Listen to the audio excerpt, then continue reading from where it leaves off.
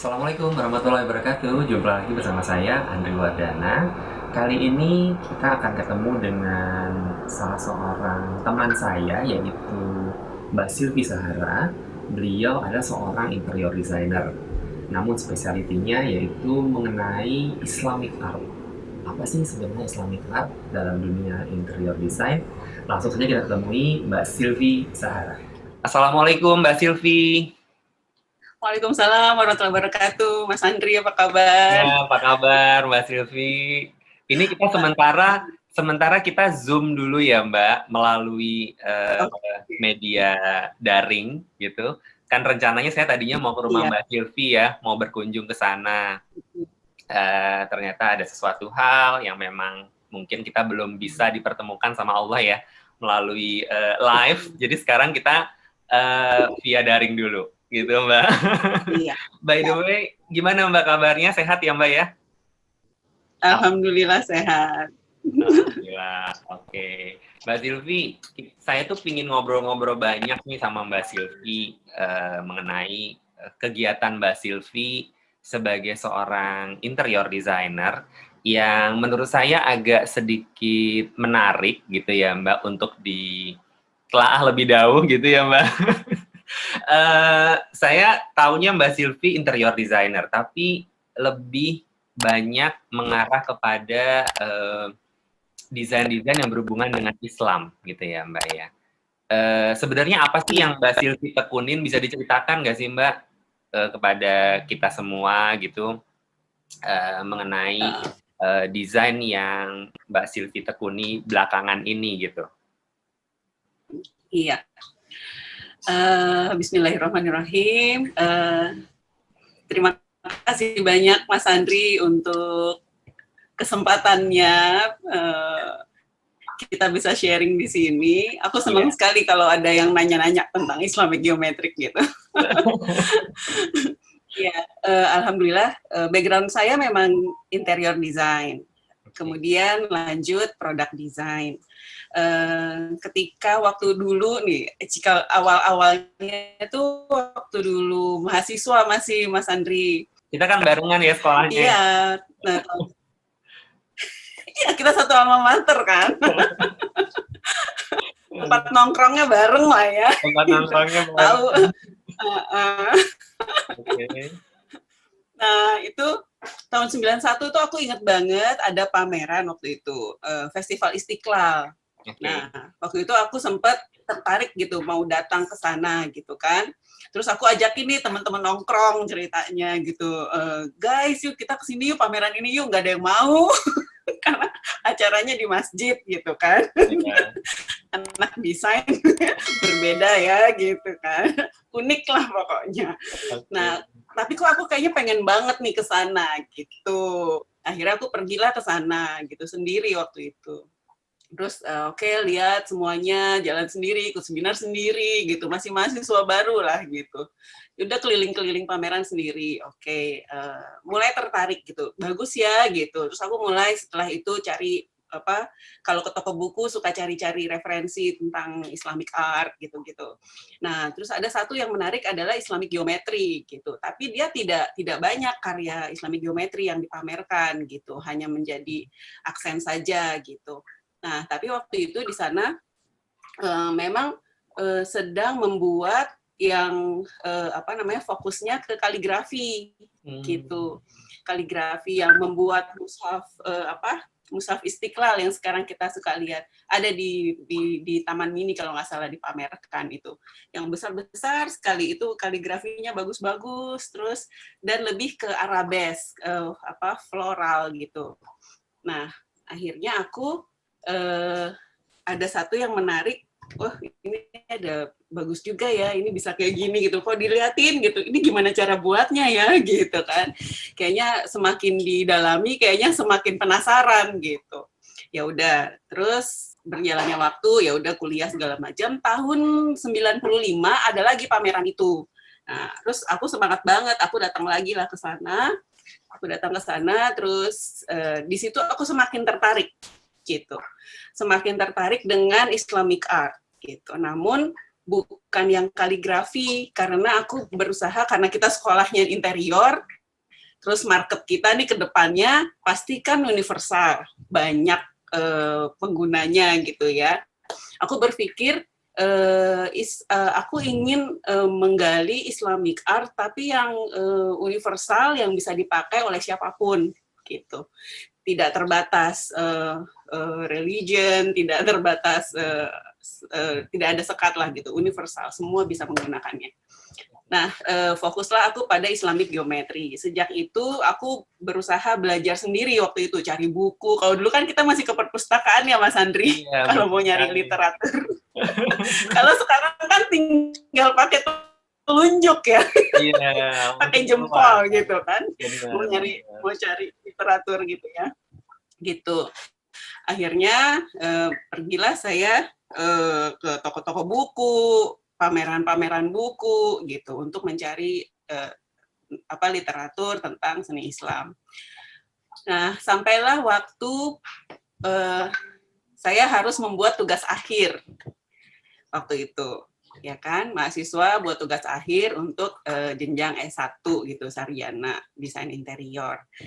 Saya sempat mengajukan, pengen banget, terus aku mengajukan ingin mengangkat tentang Islamic geometry, terus saya membuatnya tuh desainnya khusus untuk desain masjid gitu,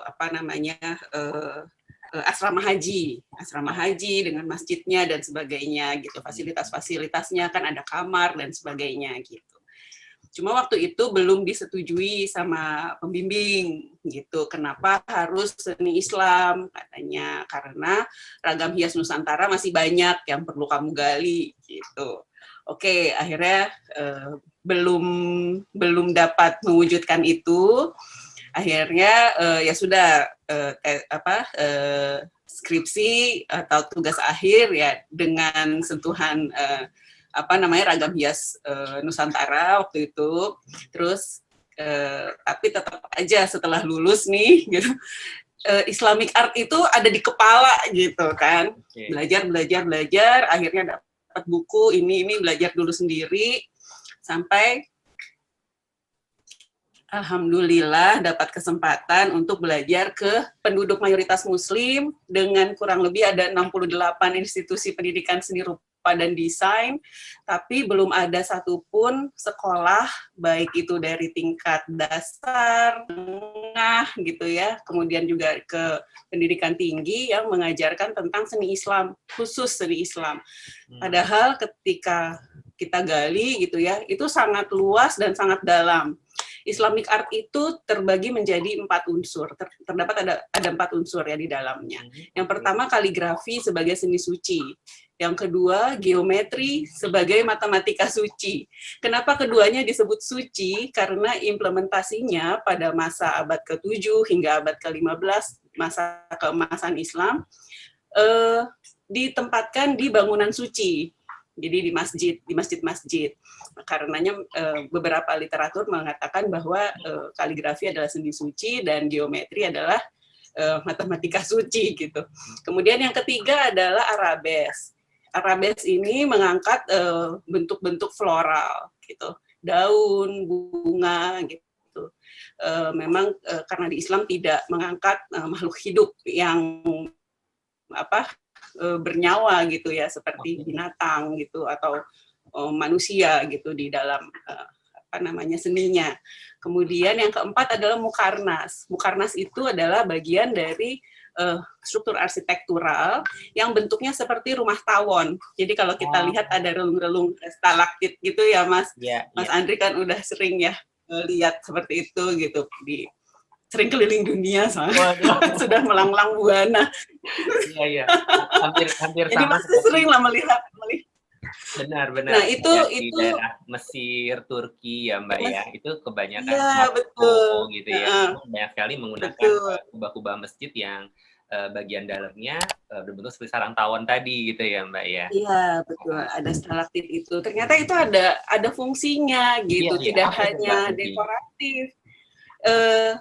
Jadi dia berfungsi sebagai penyerap suara dan pembias cahaya.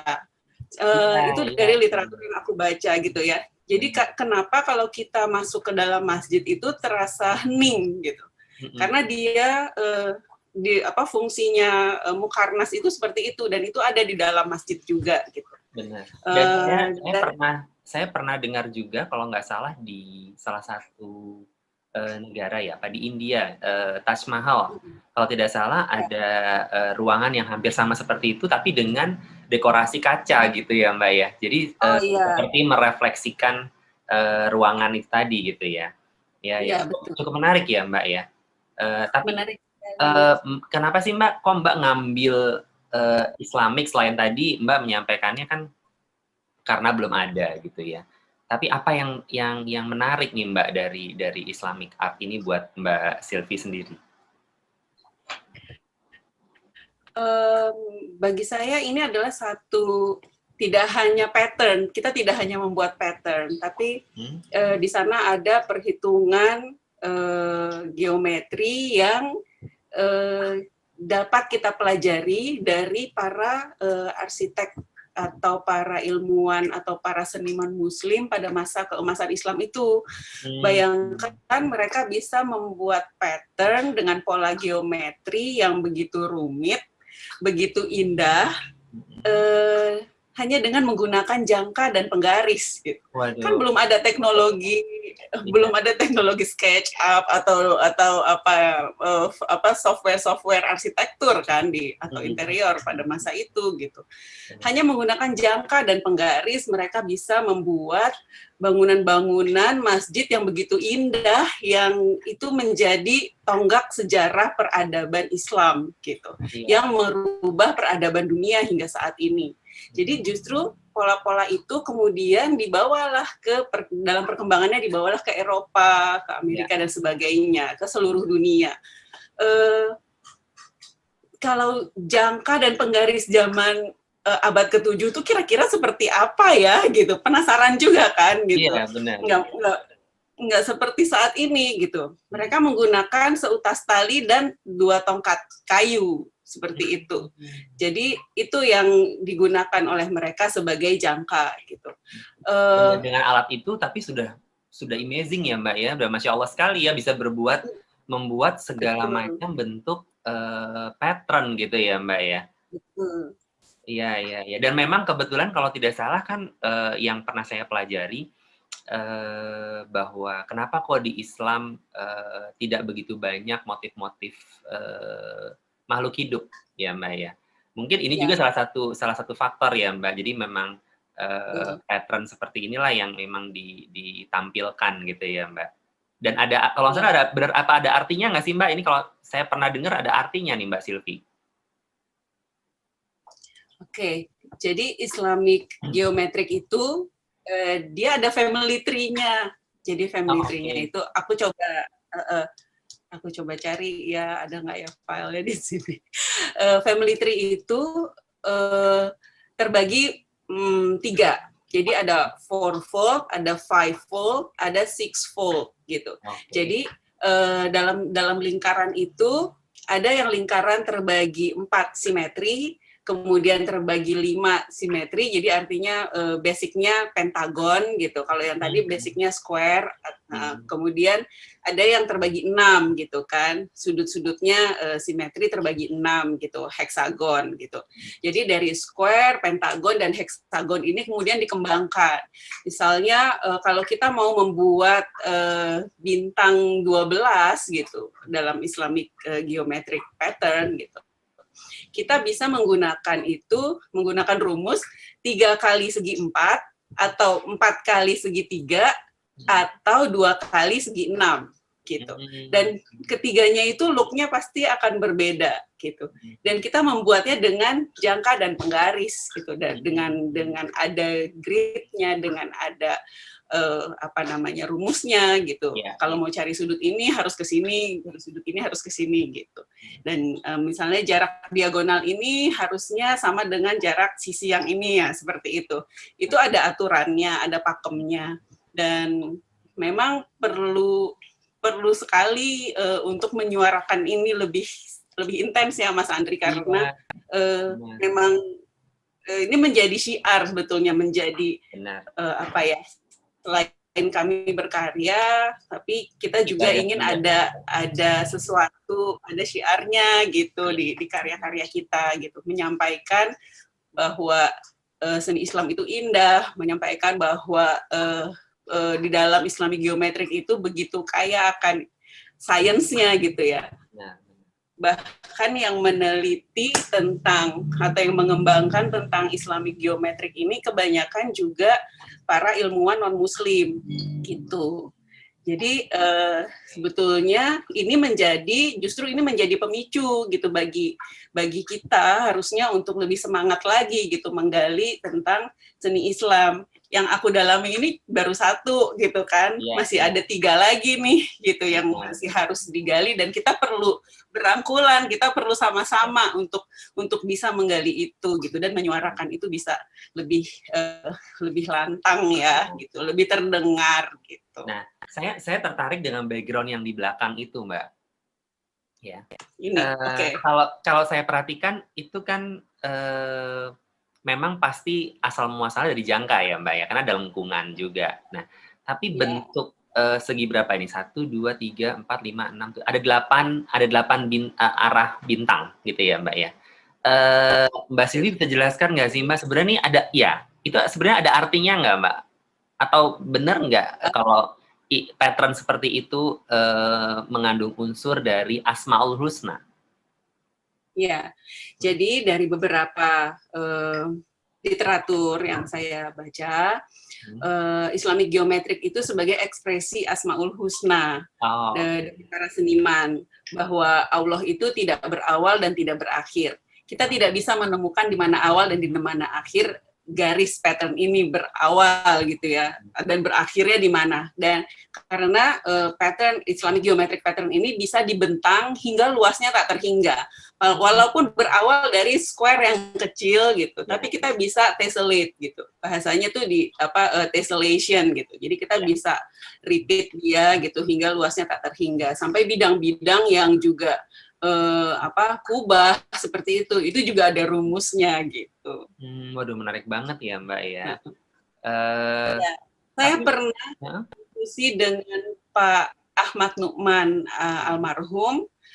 Kebetulan beliau adalah salah satu narasumber, justru beliau adalah narasumber utama tesis saya waktu itu. Kemudian saya bertanya, kalau menurut Bapak, apakah arti dari atau filosofi dari Islamic Geometric? Beliau mengatakan bahwa Islamic Geometric itu seperti zikir yang tiada terputus. Gitu. Jadi subhanallah gitu rasanya jika kita membuat desain gitu kan, kita menghadirkan pattern itu di dalam rumah, misalnya saya sebagai desainer interior atau ke dalam sebuah produk gitu. Harapannya adalah ingin mengajak siapapun yang menggunakannya selalu mengingat atau selalu berzikir gitu sepanjang hari, sepanjang waktu. Iya, memang benar sih Mbak. Kalau kita perhatikan lebih dalam mengenai pattern Islamic ini ya, Islamic art dalam bentuk pattern gitu ya. Bukannya kita pusing atau bagaimana, tapi kalau saya melihatnya adalah sesuatu yang indah gitu ya Mbak. Dan itu terbukti gitu dengan saya banyak melihat masjid ataupun tempat-tempat ibadah di beberapa negara Muslim lainnya gitu ya. Itu saya semakin terus kepingin melihat lagi. Jadi walaupun ini kelihatannya padat gitu, tapi ternyata menenangkan hati ya Mbak Silvi ya. Seperti itu. Betul. Iya, seperti itu. Karena zikir gitu ya Mbak ya. Benar sekali. Iya, Masya Allah, bagus sekali ya Mbak. Dan saya banyak info juga nih Mbak mengenai Mbak Silvi, bahwa sekarang Mbak Silvi juga bukan hanya membuat pattern ini, tapi atau memang pertama kalinya dari pattern yang digunakan untuk hijab, shawl, dan scarf baru mengarah kepada interior atau sebaliknya Mbak Silvi? Sebaliknya. Karena awalnya desain interior background-nya, jadi pattern ini diimplementasikan pada produk-produk desain interior gitu. Jadi waktu itu ya kami coba untuk implementasikan konsep Islamic Geometric Pattern ini kepada kami tawarkan kepada klien-klien interior gitu kan. Beberapa ada yang setuju, beberapa ada yang juga belum menerima gitu. It's okay gitu, karena memang itu perlu waktu, dan ketika posisi saya sebagai desainer, saya juga akan mengakomodasi permintaan klien, maunya konsepnya seperti apa gitu. Sama seperti Mas Andri gitu ya. Iya. Ya, Ya, tapi lebih spesifiknya kepada patron-patron Islam ini ya. Seperti kayak saya lihat di belakang itu ada lampu, standing lamp, ya, kap ya. lampunya. Itu apa Mbak? Berupa fabric atau materialnya apa ini? Fabric atau kayu? Fabric. Oh, Masih fabric. masih print on fabric ya. Jadi kita juga memanfaatkan teknologi digital saat ini gitu, karena apa namanya, kita bisa explore lebih jauh gitu, kita bisa bermain pattern lebih apa namanya, lebih leluasa, dan membuat produk-produk juga jadi lebih apa ya, lebih bervariasi ketika kita memanfaatkan teknologi print on fabric. Kita bisa buat itu menjadi standing lamp gitu, kap lampunya gitu kan. Kita bisa buat itu menjadi throw pillows atau bantal dekorasi seperti itu, atau membuat wallpaper gitu. Sekarang kan bisa kemana-mana gitu. Nah, terakhir karena saya bertemu dengan perajin batik tulis, akhirnya waktu itu kebetulan tahun 2016 saya terpilih menjadi ketua tim untuk tim ikon Bekraf untuk daerah Kabupaten Brebes. Awalnya saya tidak tahu kalau di sana di Brebes itu ada perajin batik Salem, itu saya baru dengar tahun 2016. Yang saya tahu ada Lasem, ada batik Jogja, batik Solo dan sebagainya, Pekalongan gitu, yang sudah terkenal gitu ya. Ketika disebutkan tim kami harus mengembangkan, membantu atau memberdayakan perajin batik Salem gitu, sempat bingung, emang di Brebes ada batik gitu kan? Bukankah di Brebes itu adanya telur asin sama bawang merah gitu kan? Ya akhirnya karena ketemu perajin di sana, tidak langsung saya mengimplementasikan motif saya gitu, karena kan motif yang dikembangkan atau pemberdayaan yang dilakukan itu based on research dan based on kita lihat lokal value-nya gitu kan. Program itu selesai selama 4,5 bulan. Kami bolak-balik ke sana, tim ada 12 orang gitu, lintas profesi dari Bekraf. Mereka adalah orang-orang yang terseleksi gitu, ada fotografer, ada videomaker, filmmaker, ada interior designer, product designer, graphic designer, kemudian ada fashion designer, kemudian ada antropolog gitu, dan lain sebagainya. Jadi kita ada satu tim, ada 12 orang dan disebar ke kabupaten-kabupaten lain. Nah, selesai program ikon, kemudian kami semua pulang kan, gitu kan, sudah sebegitu akrab dengan para perajin, para masyarakat desa di sana, gitu, sudah seperti keluarga, gitu. Terus satu perajin telepon, gitu, Ibu Silvi, sekarang kami ngerjain apa lagi, gitu, maksudnya udah selesai program ikon, terus mau gimana, gitu kan. Terus sempatlah kami berdiskusi, karena pattern itu kan masih diurus hakinya oleh Bekraf saat itu, jadi belum bisa diproduksi secara massal. Sekarang sih sudah bisa.